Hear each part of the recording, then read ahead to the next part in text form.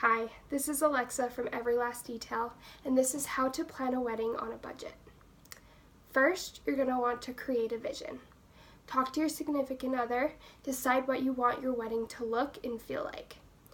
You might not be able to have everything you want, but no matter how much you plan, you should develop an overall idea of the aesthetic of your wedding. So, where will your wedding be held? What reception will it be at? Will it be indoor or outdoor?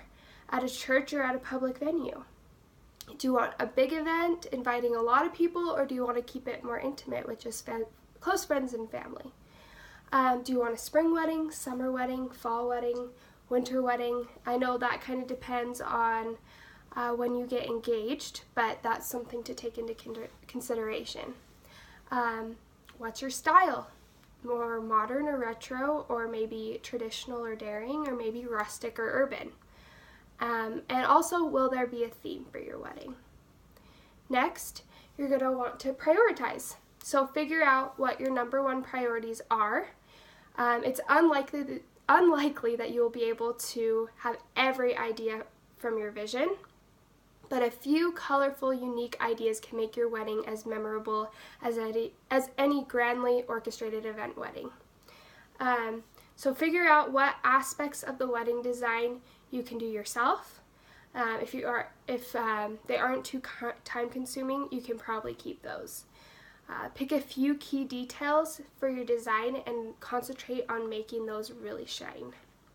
Next, know how much to expect to spend on every aspect. So, wedding planners recommend the following formula to divide the cost and not let any one element out of control.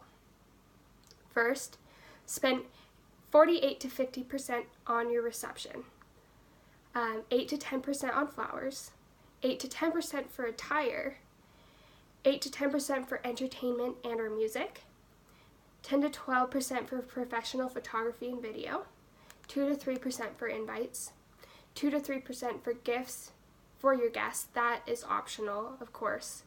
8% for miscellaneous expenses and probably a wedding coordinator.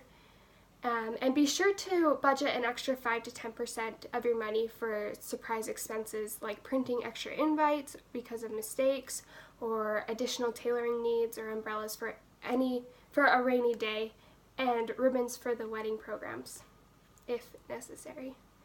Next, set an overall budget. Think about all the things you need, but be honest and conservative about what you can afford.